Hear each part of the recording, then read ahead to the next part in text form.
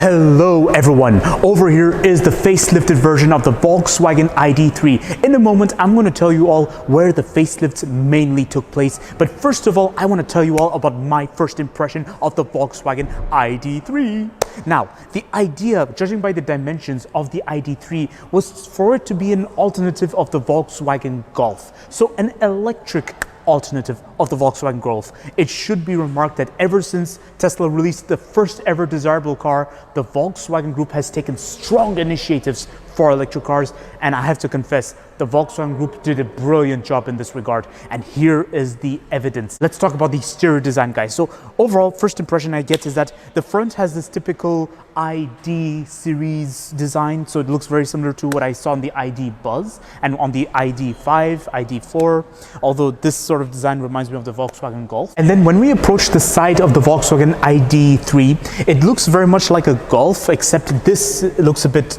more prominent, this whole area, guys. In fact, from this angle, it kind of reminds me of the Touran or something like a Golf Plus. But then as we approach the rear, beautiful. It looks gorgeous, guys. I mean, look at the way they've done it. A duotone color. Rear lights are a direct reference to the Volkswagen Golf. Now, according to Volkswagen, the facelift of the Volkswagen ID.3 was focused mostly on the front and on the exterior, guys. We're talking about the dimensions. So this is supposedly a tiny bit longer than the previous generation, guys. And then the bonnet also saw changes. In fact, it looks far more interesting than before. We're going to check it out in a moment. But the front as well, something to do with the air vents, guys. The air intake. Well, I see prominent air vents right there on the side, guys. Look at them. They look fantastic. This Volkswagen ID.3 costs 53,000 euros. Is this good value for money or not? We're going to find out in a moment, guys. Let's get on with this review right now.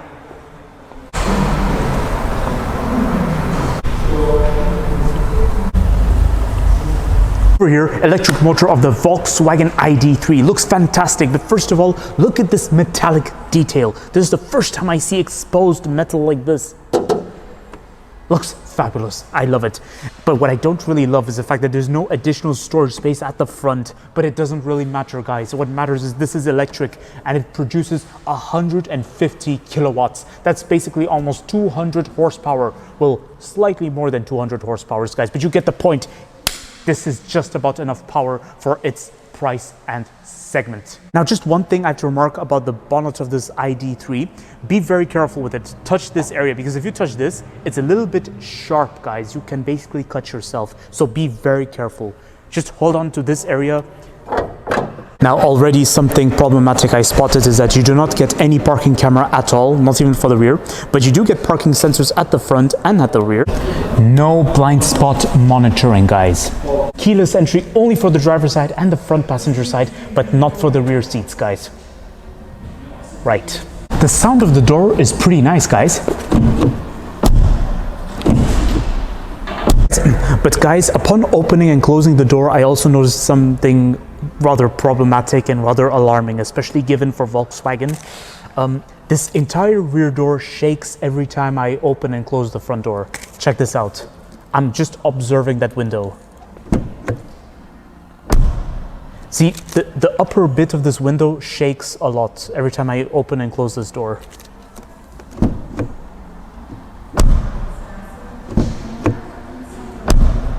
Yep, this whole upper area moves a lot. Now, this can be rather alarming. Yes, now it is time to check out the interior of the Volkswagen ID.3. Ooh, the interior is exciting, guys. I was waiting for the interior because there are lots of goodies, guys, but then at the same time, there are lots of problems I'm going to point out already, which I just spotted upon entering. But first, let's talk about the goodies. So first of all, interior, fabulous. Steering adjustment is... Wait, are you joking me right now? Oh my goodness. My bad. I was thinking it was not in and out, but you can adjust it in and out, up and down. It's very practical. Oh, there we go. Unfortunately, seating adjustment is manual, and what's really annoying is that you may end up twisting your wrist, because for the back, it's with a crank, guys. Not very cool, but otherwise you can adjust it up or down. And you can, oh, there's a little lever right here. For standards of the 2020s, I think this facelift should have included something like a more simple seating adjustment, something more conventional. This is a seating adjustment I'm not used to. There's like levers all over the place. Why not just put everything on one side together? Why keep everything at such separate spots, guys? Over here is your infotainment system, guys. It looks easy to reach from the driver's seat. We're going to cover that in a moment right now. Little instrument cluster right here and some simple buttons. Now, one thing that should be remarked, guys, is the absence of physical buttons. There's literally not a single physical button in this area. Wow! Well done, Volkswagen. They're going places. They've just simplified everything. Okay, there's soft touch buttons right there, but to me, there's hardly any button except for the window controls and everything. But you get the point, guys. It's amazing. And you even get a panoramic roof, but not a sunroof. Oh, and that's about it. But we do have to cover practicality. Let's do it right now. So, little space right here. This is supposed to be a compensation for your center console storage. Something I have to get used to. You get this as your armrest, but otherwise you can always fold it up to reach anything that's down there. And it's adjustable, guys. See? There. Job done.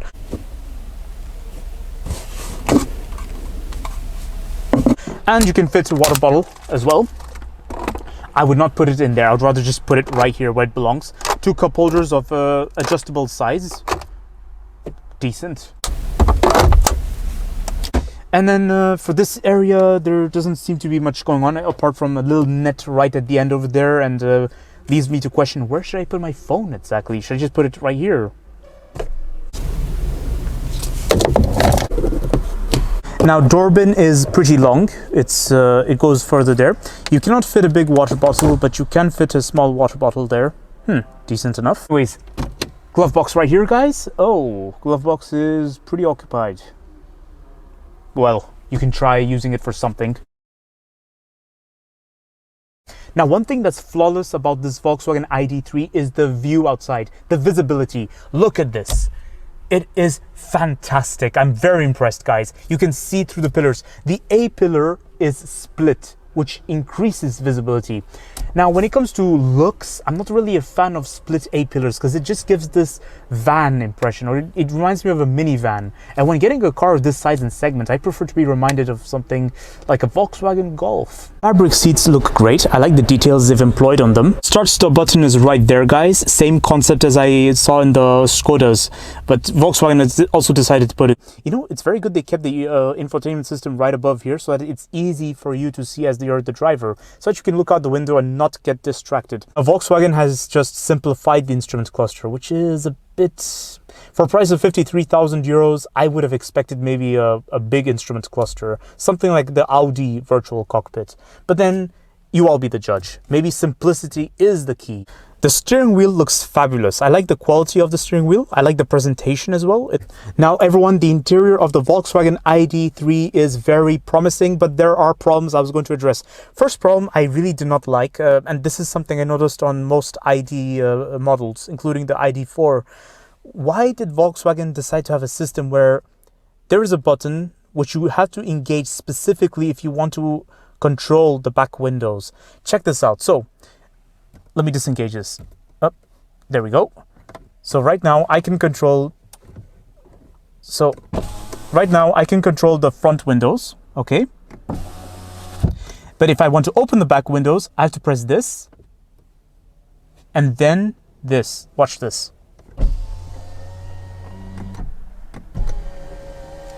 This just reminds me of bureaucracy. Why not just come to the point? Why do I have to do this before doing that? Come on, Volkswagen. I have to give credit to the door handle though. Your transmission, very easy to use from the driver's seat, guys. And I'm going to show you all in a moment what I'm on about. So, to control it, just put your hand on the steering wheel. Very easy to use. And then you can flip like this, like this. Very easy to use. It's very practical and it's a very innovative system because most car manufacturers often have a stoke or they would put it right here. But Volkswagen has come up with this system and it was there since the first ever ID model. So well done to Volkswagen. And you don't get any glasses holder, guys. Looks like you won't be able to go vacationing properly with this ID.3. It's time to check out the rear seats of the Volkswagen ID.3, everyone. All right, so first impression. Hold on a second.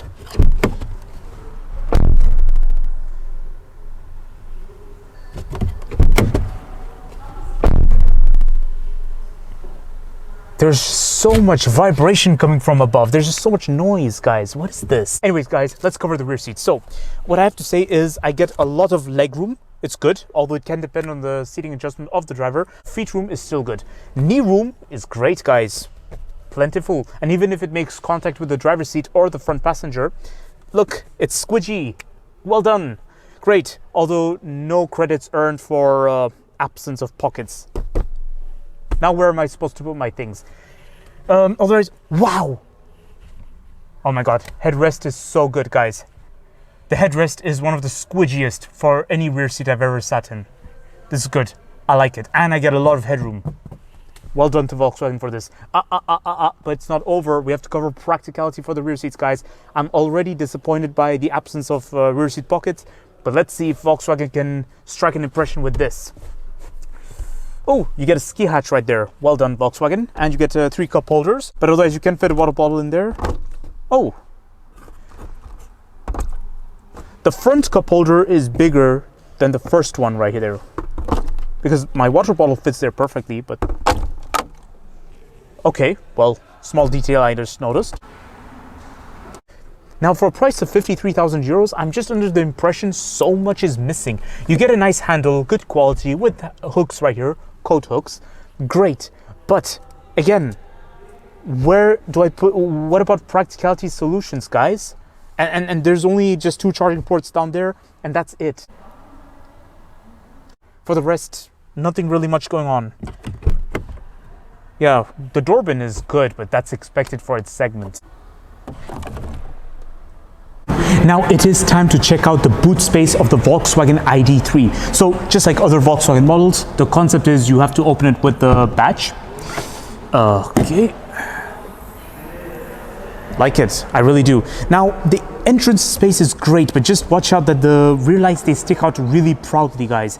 So if you have something heavy, be careful it does not make contact with the rear lights, because you can damage the rear lights in long terms. They stick out very proudly, guys. But otherwise, first impression, the boot space looks very similar to a C-segment car. And the reason I'm a bit surprised by this is because if you look at the dimensions of the ID.3, it looks slightly bigger than the Volkswagen Golf itself. But then on the other hand, it is electric, so the battery is what's eating up most of the space. So decent boot space, guys. Fire extinguisher right there, easy to reach. Now, let's see. So you get additional space underneath, but that's mainly for your repair kit and your recharge wires, guys.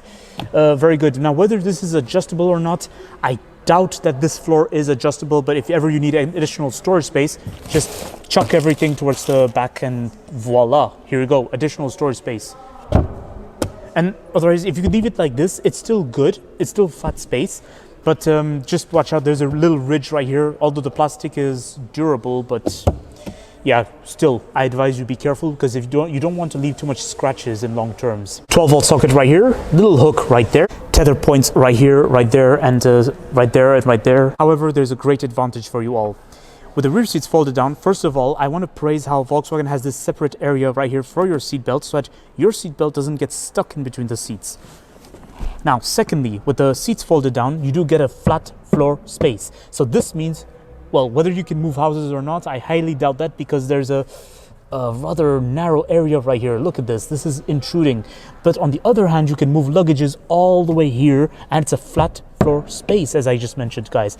Little ski hatch right there, as I mentioned earlier. It's good, decent. And now when moving the seat back up, this seat belt won't get stuck in between. Let's try this right now. That's practical. However, for a price of 53,000 euros, you do not get any electric rear door or anything. Yes, unfortunately, Volkswagen thinks you should just do things yourself. So I'll do it myself. job done. So here's my conclusion of the Volkswagen ID.3, everyone. I have to say that this has to be a very promising model released by Volkswagen, especially as a facelift version. I'm very impressed with the improvements they've made, guys. Looks fabulous. But unfortunately, I think there's more than just these little improvements that is needed, guys. And the length was not really the important part. What was very important was the interior presentation, guys. I'm under the impression a lot was missing, guys. A lot. It felt like I was sitting in a car of 30,000 euros to some extent. I've seen cars of this price and segment of 53,000 euros that offer far more equipment. So my biggest question is, what gives? The quality was great, although I have doubts about the quality of the rear door and above. But let's cover the price tag, guys. For a price of 53,000 euros, is this Volkswagen ID.3 good value for money or not? You know what, guys? I have to say it is just good value for money, and there's nothing to add because, first of all, it is a Volkswagen, right? It looks desirable, it has the style, and it looks far more interesting than, I don't know, whatever brand you perceive as low quality. But the thing is, some things were missing, guys. That's all I keep saying. Some things were missing, and also I'm trying to see what exactly is Volkswagen shown in this that makes it so interesting. But then it should be remarked that this could be an ideal company car for fleet purchase, guys. This is perfect. Wait. I still have my opinion to express. I love this Volkswagen ID.3, guys. I think this Volkswagen ID.3 looks great. The facelift did give it improvements. In fact, I think with the small bonnet, it looks better. It looks great. I like it. But I still think maybe more improvements could be made, yes. Like maybe with the interior, maybe with the quality and the sound at the back. But aside from this, it looks great, it looks premium, and it looks like something that's willing to put up a fight with Mercedes and BMW. Forget about Audi. Now we have a new premium player, guys. Volkswagen. I'm joking. It's not a premium player, but it looks as if it's trying to go premium here. So don't forget to like, comment, and subscribe. And stay tuned for more videos that are on the run, guys. And I'll see you all next time.